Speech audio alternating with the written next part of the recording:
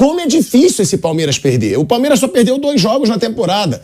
Um com um time reserva na altitude contra o Bolívar, o outro pro Água Santa naquele jogo atípico. Mas era final de campeonato. Era final de campeonato. É muito difícil. Foram 7 derrotas na temporada passada. E nessa, por enquanto, só 2, Mauro. Verdade, boa tarde a todos. E ontem enfrentou o Galo no melhor momento da temporada da equipe do Cudê. O Galo melhorando a cada dia, os jogos e olhos vistos. E o Palmeiras fez um primeiro tempo muito bom, né? Começou melhor nos primeiros 15 minutos. Teve esse gol que a gente vai falar já, um golaço do Rony anulado. Aí o Galo foi melhorando, só chegou mesmo à meta do Everton aos 28 minutos e fez 1-0 aos 44, numa raríssima infelicidade do Gomes num passe errado e num bote errado. Depois o Pavão fez grande jogada, arrancou, driblou o Luan e fez 1-0. Palmeiras empatou aos 6 minutos em outra ótima jogada do Arthur muito bem pro Dudu cabecear. Aí o Galo voltou ao jogo e voltaria ainda mais quando o Johan, que estava fazendo hora extra, foi substituído. Foram boas mexidas do Cudê, também as do Abel, e o 1-1 me pareceu bastante justo. Tem um lance que também a gente vai falar, deixando daqui a pouquinho para as polêmicas, só para resumir da minha parte, eu teria anulado o golaço do Rony, né?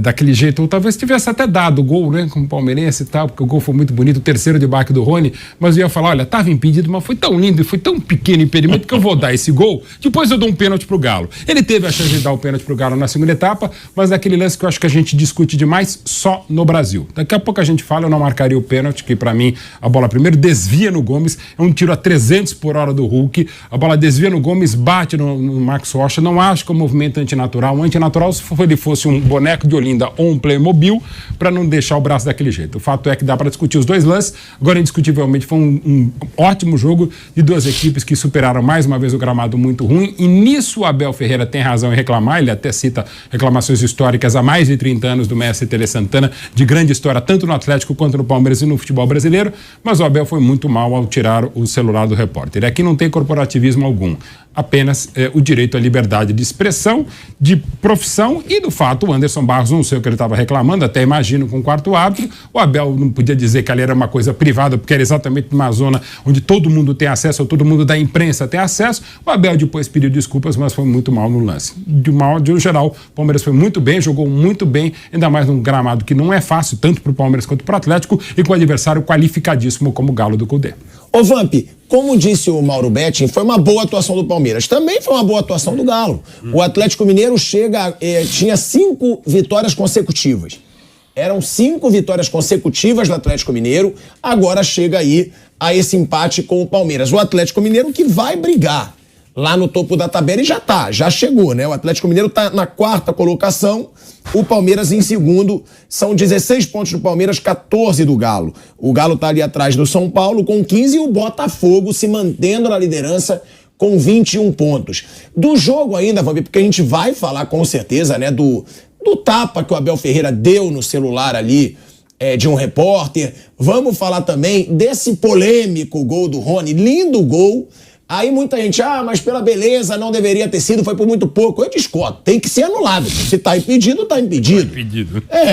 Agora, antes, falando da atuação, do jogo em si, o que falar da partida e sobre essa regularidade do Palmeiras, né, Vamp? Porque é muito difícil esse Palmeiras perder. A gente fala isso com frequência, mas tem que falar. Quais são os adversários mais difíceis?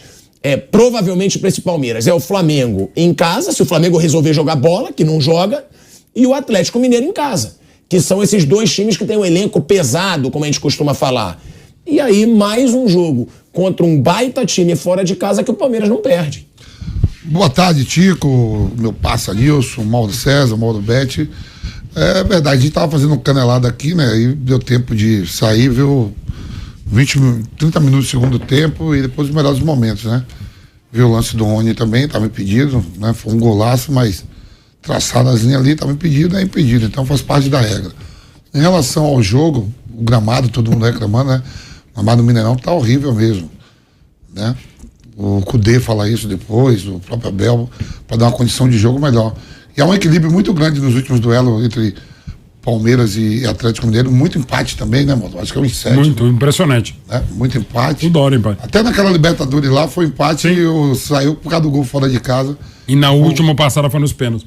Então, quer dizer, há um equilíbrio muito grande quando eles se enfrentam, né? Todo mundo esperava. O que me admira muito, assim, é a condição física do Palmeiras. O time do Palmeiras corre o jogo todo.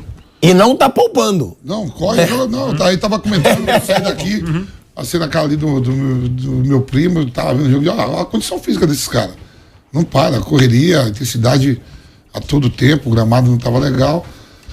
Né? Bom pro Botafogo, que no mesmo horário tava jogando, né? Mais 3 pontos, 7 vitórias o Botafogo tem. E os demais que vêm em segundo tem 4 vitórias. O Botafogo bota 3 vitórias a mais. Né? Não era muito equilibrado. Há de se esperar essas duas equipes de estar disputando por título aí, Copa do Brasil, Libertadores, até mesmo no próprio Campeonato Nacional. É muito bom. E eu queria me ater a isso que você falou, que eu acho mais importante, é o Palmeiras não perder. Num campeonato de grande regularidade, como é o Campeonato Brasileiro, se você mantém a regularidade, você pode bater campeão. E o Palmeiras vem mantendo essa regularidade, né? Precisa ver se o Botafogo vai conseguir manter. Eu acho que não. Eu acho que o Botafogo ele está naquela curva de ascensão, depois vem uma curva de estabilidade e vem uma queda. Isso é normal num campeonato tão longo assim. Mas o Palmeiras não, o Palmeiras parece que essa queda ela não vem. Então, o Palmeiras mostrando essa ascensão, mostrando estabilidade e mantendo regularidade, é sim favorito ao título brasileiro. Os outros não têm essa regularidade. Os outros não conseguem ter essa regularidade que tem o Palmeiras. Então, se eu tivesse que... Claro que é muito cedo, nós estamos em começo de junho, né? Vai começar junho, né? É muito cedo ainda, só termina quase na chegada do Papai Noel, mas que o Palmeiras merece todos os aplausos, merece. Tem um outro detalhe também, que a gente está passando batido. Tem muito empate aí no meio. São 3 empates seguidos. O Palmeiras permitiu que nas últimas 5 rodadas o Botafogo, por exemplo, abrisse 3 pontos a mais. O Botafogo é o líder. As pessoas podem achar que o Botafogo vai cair, que ele vai despencar. Também acho difícil o Botafogo manter o pique da remada até o fim, mas o Corinthians 2017 também tinha um time que ninguém acreditava e conseguiu fazer um primeiro turno excelente, no segundo teve uma queda, mas a gordura acumulada na primeira metade do campeonato permitiu ao time então do Fábio Carille ser campeão brasileiro. E ninguém achava que aquele time do Corinthians ia ser campeão brasileiro. Né? E você tem algumas outras histórias aí, Flamengo de 2009, aí com uma arrancada no final, time que ninguém imaginava que fosse campeão. São 3 rodadas para tirar o Botafogo. Exato. Uma diferença. Em relação ao Palmeiras. É uma diferença já razoável, né? É claro que pode tirar e tudo mais, mas está empatando muito o Palmeiras. Se você olhar os últimos jogos, olha que coisa curiosa, né? Assim, como é que são as coisas? Se você olhar os últimos jogos, está vendo aqui, botei no meu blog lá. Últimos 5 jogos, 15 pontos disputados, o Botafogo fez 12. O São Paulo fez 11. O Atlético, o Flamengo fizeram 10. O Palmeiras fez 9, assim como o Atlético Paranaense e o Bragantino. O Grêmio fez 8, Cruzeiro 7. Os piores são o Vasco e o Coritiba, que fizeram 2 pontos em 15, que são os piores times do campeonato nesse momento. Né? Em desempenho, também os 2 na zona de rebaixamento, um deles é o Lanterna. Então o Palmeiras está empatando muito. Tem isso também. Está empatando. E foi com o Red Bull Bragantino, né? Em casa. Foi em casa, Mauro? Foi, né? Então o Palmeiras tem acumulado muitos empates. São 4 vitórias e 4 empates. O Vampeta destacava. O Botafogo tem 7 vitórias. Então, em tese, pode alcançar? Pode, claro que pode, mas precisa vencer jogos, né? E se você olhar os 6 últimos jogos do Palmeiras, em todas as competições, 3 empates, 3 vitórias. Os do Flamengo que você acabou de criticar, e eu acho que tem que criticar mesmo o Flamengo, digo de passagem, 3 vitórias, 3 empates. Olha que coisa curiosa. Então, assim, eu entendo que é uma fase do Palmeiras que não é melhor. O Palmeiras já teve momentos de imposição e vencendo jogos. O de ontem, até acho que é mais compreensível o empate do que outros mais recentes, especialmente o Red Bull Bragantino em casa, quando quase tomou um gol no final. O Red Bull teve a chance com o Alejandro até de ganhar o jogo. O próprio Atlético encostou no Palmeiras, não estava encostado. Exato, se aproximou e o Botafogo abriu uma vantagem. Eu acho que não é o melhor recorte do Palmeiras na temporada. E essa coisa de não poupar, a gente só vai ver lá na frente. Eu acho que se não vai poupar mesmo, ou quais são as consequências, tá? Porque durante um recorte, há pouco tempo, o Diniz era elogiado que não poupava o time. Poupou lá na partida do o time está abrindo o bico com o Fluminense. E o Fluminense está numa queda. Né? O Fluminense, nos últimos 4 jogos, ele empatou 1, perdeu 3, não faz um gol há 6 horas e meia. Aproximadamente, Cano não marca 4 partidas. Uma fase difícil do Fluminense. E há pouco tempo, não, o Diniz não está poupando. Não existe mágica, gente. Não foi ninguém para lá para buscar. Só o Fábio.